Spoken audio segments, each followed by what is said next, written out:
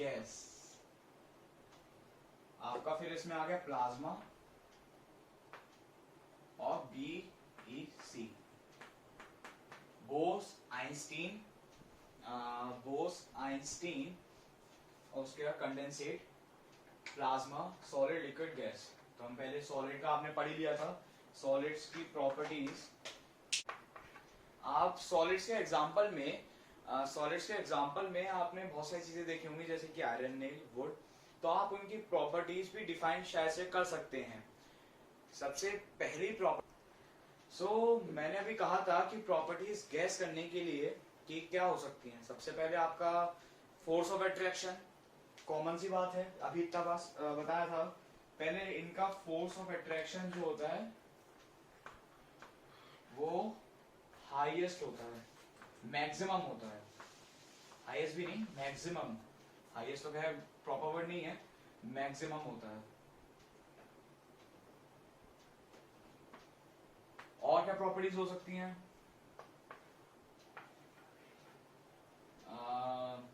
Negligible compressibility, मतलब उनके molecules के बीच में जब स्पेस ही नहीं होगा, इतने बड़े नहीं होते वैसे मॉलिक्यूल, मैंने ज्यादा बड़े बना दिए, इनके बीच में स्पेस होता ही नहीं है, नेग्लिजिबल होता है। इतनी तो होती है, खैर नेग्लिजिबल होता है। तो वो कंप्रेस, मतलब कंप्रेस तभी होगा जब उनके बीच में स्पेस होगी। अब जब इनके बीच में स्पेस ही नहीं है तो कंप्रेसिबिलिटी भी नहीं है, मतलब negligible space and negligible compressibility. तो मिनिमम कंप्रेसिबिलिटी या कंप्रेसिबिलिटी नेग्लिजिबल के बराबर हो तो उन्हें रिजिड कहते हैं। तो solids are rigids, rigid. So solids are rigid। चलिए अब ये भी अब और देखते हैं। फोर्स ऑफ अट्रैक्शन मैक्सिमम हो गया, सॉलिड्स आर रिजिड हो गया। अब इनके बीच में स्पेस भी कम है, रिजिड है तो जाहिर सी बात है इनके पार्टिकल्स में बीच में स्पेस भी नहीं है। अब फिर सॉलिड्स की आगे की प्रॉपर्टीज में आते हैं। अब सॉलिड्स का force of attraction maximum, solids are rigid. अब रिजिड में आपका शेप भी चेंज नहीं कर सकते, लेकिन कुछ चीजें ऐसी आती हैं जैसे कि आपके टेक्स्ट बुक में और भी ऐसे क्वेश्चंस आते हैं, जैसे कि रबर बैंड्स स्ट्रेच हो जाते हैं। ठीक है, तो रबर बैंड स्ट्रेच क्यों हो जाते हैं? उनके अंदर इलास्टिसिटी, मतलब वो इलास्टिसिटी होती है जो अपने आप स्ट्रेच करने की, लेकिन आप जब उस पर भी ज्यादा फोर्स लगाते हो टूट जाते हैं। तो वो रिजिड भी हैं, लेकिन थोड़ी सी इलास्टिसिटी होने के कारण वो फ्लेक्सिबिलिटी कह सकते हो, इलास्टिसिटी कहो बेसिकली। तो उसके ज्यादा होने के वजह से वो सॉलिड्स, वो रबर बैंड कुछ हद तक स्ट्रेच हो जाता है, लेकिन पूरा ज्यादा उस पर स्ट्रेचिंग पे और फोर्स लगाते हो वो ब्रेक हो जाती है। तो उसके बाद, लेकिन आप एग्जांपल लेते हैं स्पॉन्ज का।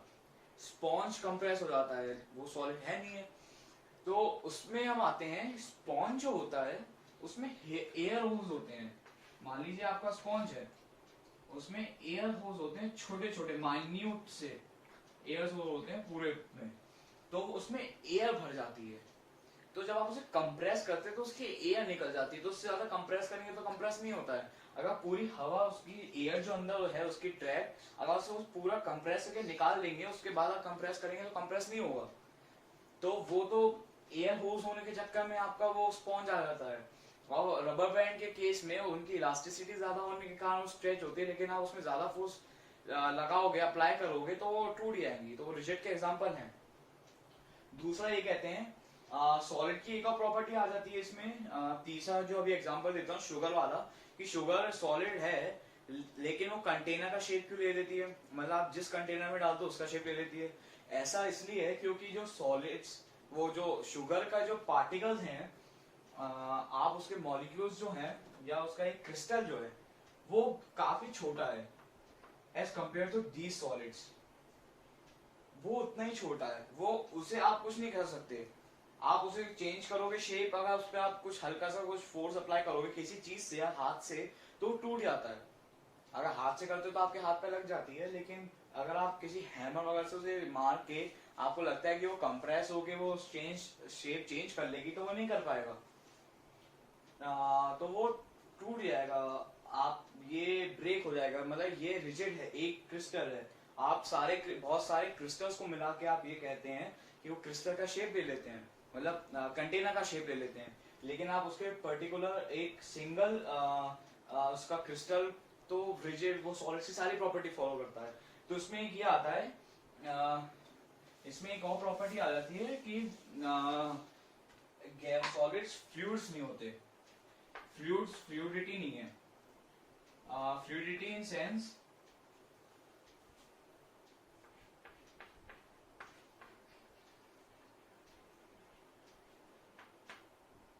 फ्लूइडिटी आप वो समझ लीजिएगा, फ्लूइड्स जो होते हैं, फ्लूइड्स तो खैर लिक्विड्स को कहते हैं, कि आप लिक्विड्स ना समझिए से कि नो लिक्विड्स ऐसा टाइप का कुछ नहीं है।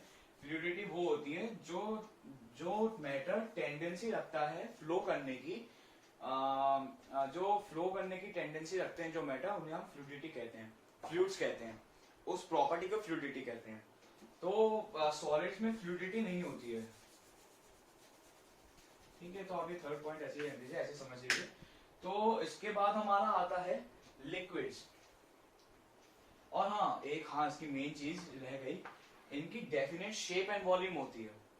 रिजिड में आ गया, वो शेप उनकी वही रहती है, उनकी जो शेप है वो वही रहती है, डेफिनेट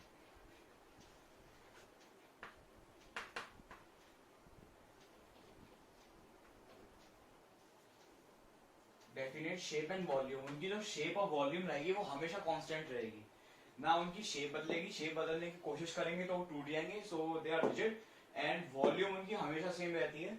तो ये थी प्रॉपर्टीज उसकी सॉलिड्स की। अब हम आते हैं लिक्विड्स पे।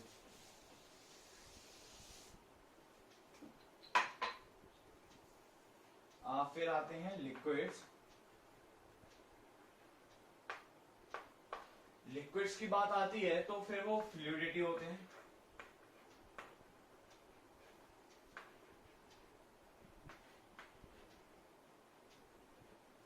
उनकी कोई फिक्स शेप नहीं होती,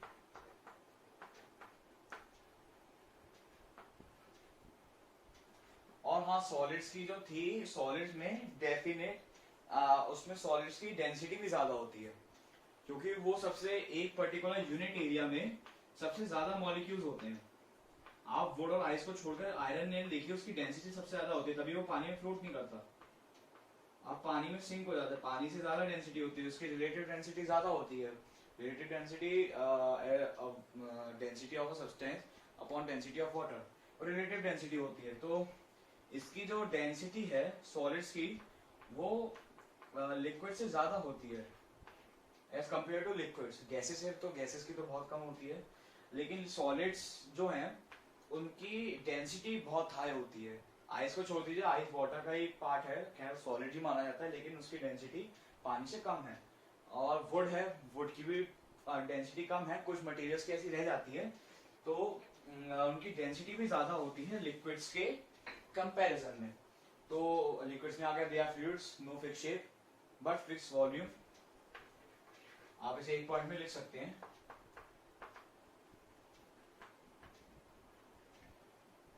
take the shape of the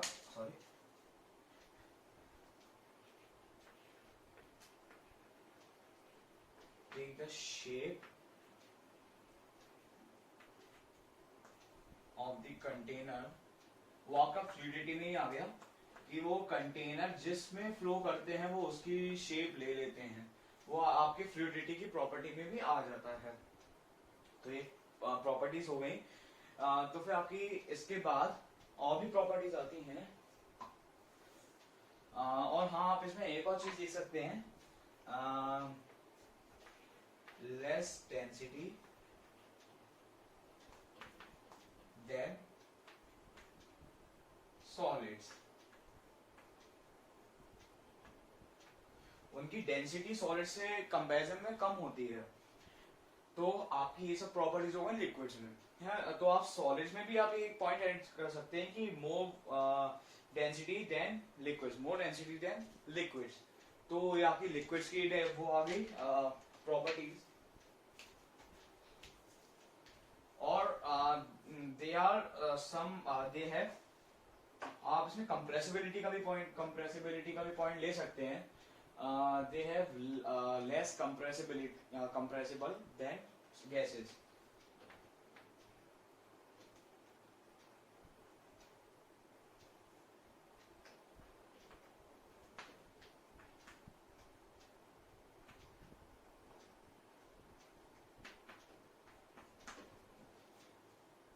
O sorry, liquids नहीं, गैसेस.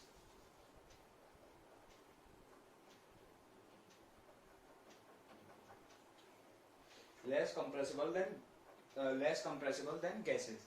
तो गैसेस से कम कंप्रेसिबल होते हैं, लेकिन कंप्रेसिबल होते हैं क्योंकि उनके मॉलिक्यूल्स के बीच का जो गैप होता है वो बीच में काफी हद तक गैप आता है. ये भी नहीं कि काफी ज्यादा आता है, लेकिन हाँ उनमें गैप होता है, तभी वो फ्लूइड्स भी होते हैं क्योंकि वो फ्लो कर सकते हैं. अब आपके गैसेस में, अब आपका इसमें गैसेस ले लेते हैं. तो गैसेस की प्रॉपर्टी, लिक्विड की 2-3 प्रॉपर्टी जितनी होती है, जैसे कि no fix shape, they are fluids. ये दोनों बात एक ही हो गई. जब फ्लूइड्स है तो शेप फिक्स नहीं होगी, लेकिन उनकी कोई फिक्स वॉल्यूम भी नहीं होती. No fix volume. उनकी डेंसिटी सबसे, वॉल्यूम उनकी डेंसिटी सबसे कम होती है. लेस डेंसिटी, मिनिमम डेंसिटी आप लिख सकते हैं.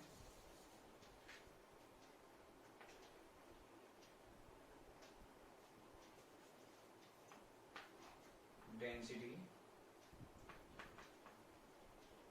Less compressible. ये हाईली कंप्रेसिबल होते हैं.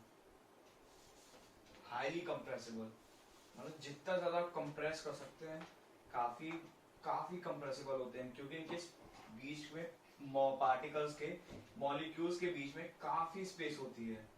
काफी नेग्लिजिबल फोर्स ऑफ अट्रैक्शन होता है. आप इसमें लिख सकते हैं नेग्लिजिबल फोर्स ऑफ अट्रैक्शन.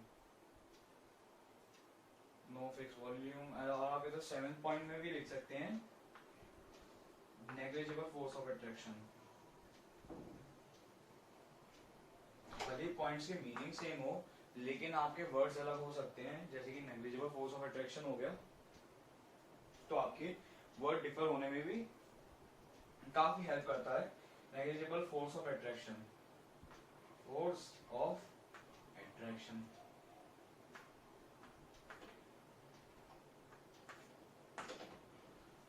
तो आपके ये तीन तो आपके सॉलिड, लिक्विड एंड गैस की प्रॉपर्टी सारी हो चुकी हैं. जितनी डिफरेंट होनी थी सारी मैंने बता दी हैं. सॉलिड्स में जो मिस हो गई थी वो भी मैंने अभी आपको बीच बीच में बता दिया था. तो अब हम आते हैं प्लाज्मा पर.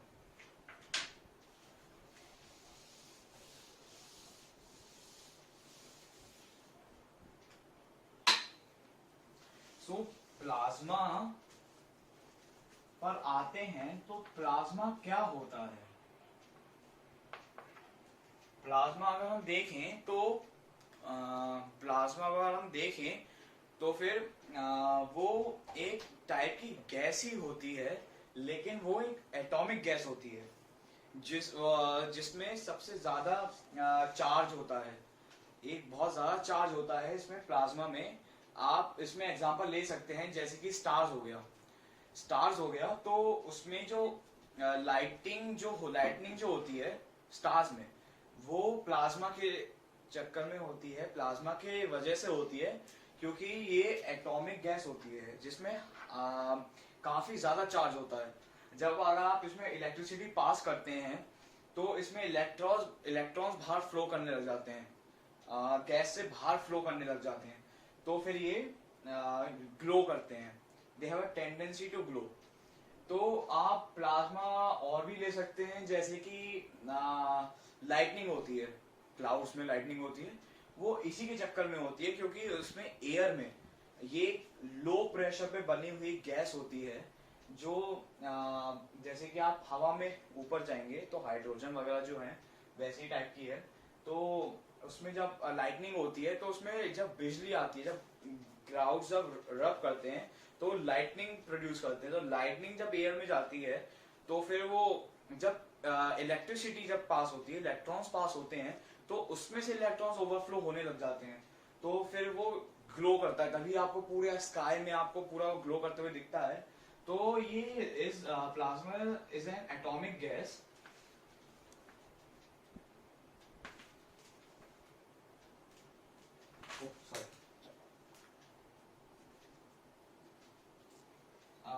plasma is an atomic gas which has a tendency to glow, which has a tendency to glow, which has a tendency to glow. They are highly charged.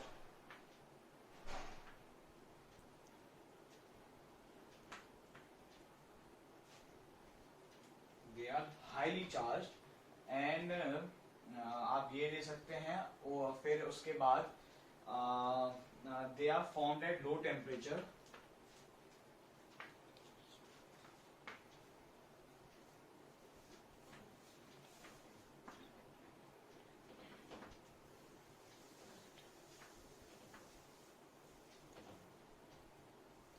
They are formed at low temperature. तो आपका ये पहला point ये हो गया, दूसरा ये हो गया, तीसरा ये हो गया।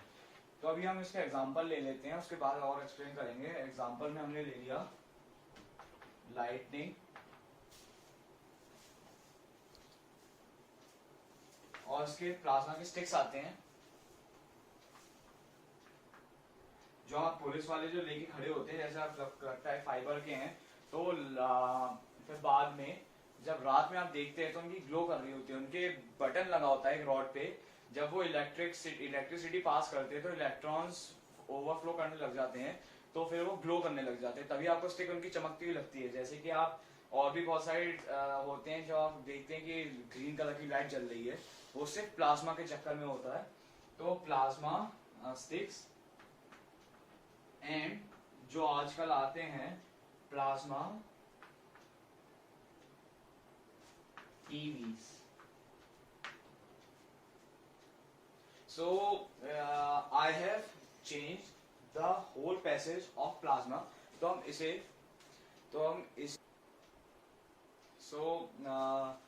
plasma I have changed the whole passage. So now read this. Gases having high kinetic energy to produce that produces charge. That produces charge. मतलब गैसेस, इन गैसेस में, एटॉमिक गैसेस में, प्लाज्मा में हाई काइनेटिक एनर्जी होती है, मतलब बहुत तेज tendency होती है, बहुत तेज टेंडेंसी क्या कह रहा हूँ, काइनेटिक एनर्जी होती है जो बहुत तेज पार्टिकल्स को मूव करवाती है, जो चार्ज प्रोड्यूस करती है। जब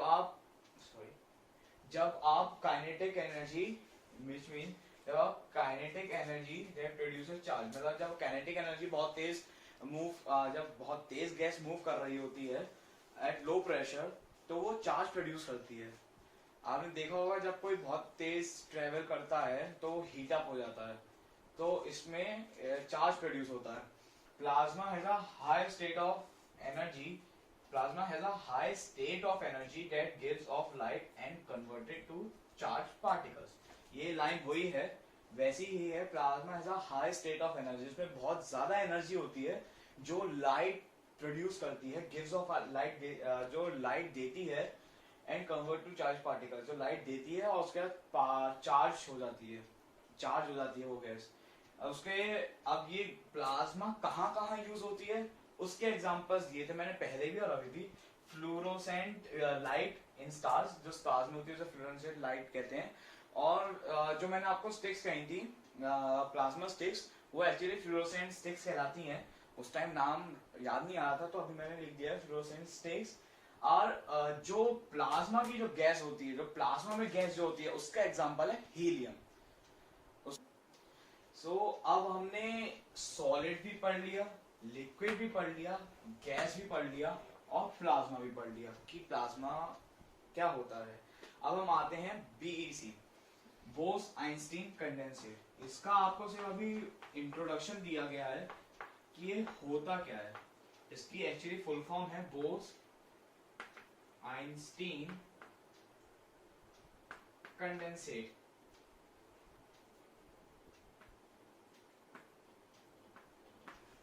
Bose Einstein condensate. Bose Einstein, Albert Einstein and C.N. Bose. These two scientists have discovered a new state of matter, have made a new state of matter, also known as BEC, Bose-Einstein condensate. So, Bose-Einstein condensate is made from a monoatomic gas.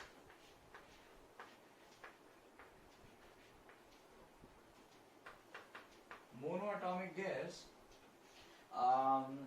which was made as a super saturated solution. जो monoatomic gas थी उसे super saturated solution बनाया गया।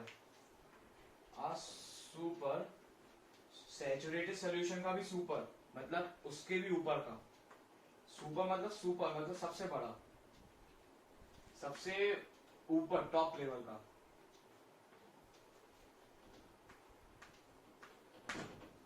ये solution SOL solution short form है, super saturated solution, monoatomic gas का super saturated solution at minus का 273 degree Celsius, जिसे आप बेयरली 0K मान सकते हैं।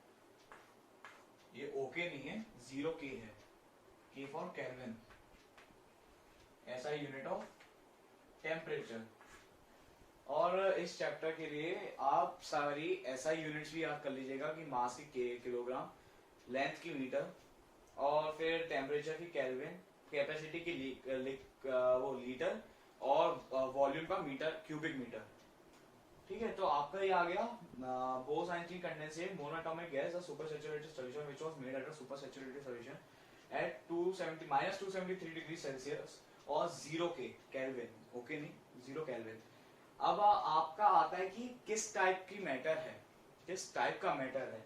आप इस मैटर को कहीं खुले बीकर में कंटेन नहीं कर सकते। जैसे कि आपने स्काई-फाई मूवीज में देखा होगा कि जो कुछ ऑर्गेनिज्म जो स्पेस से पाए जाते हैं, तो एक बीकर में रखे जाते हैं, ऐसे बीकर में रखे जाते हैं। मानिए ऑर्गेनिज्म है जो स्पेस में पाया गया है स्काई-फाई मूवीज के हिसाब से, तो ऐसे ऐसे ऐसे ऐसे करके वो बाहर निकल आता है।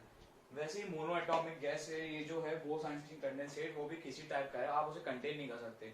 वो आप अपने आप ऐसे मूव करके बाहर निकल आएगा, वो फ्लो करता है। तो फिर आप उसे कंटेन नहीं कर सकते क्योंकि वो फ्लो कर सकता है। तो आप जैसे अमीबा होता है, माइक्रो ऑर्गेनिज्म होता है वो, तो खैर तो फिर वो तो मूव करता रहता है, वो तो खैर दिखता नहीं है, वो दिखता है, बस अंतर इतना ही है, वो भी मूव करता है, ये भी मूव करता है।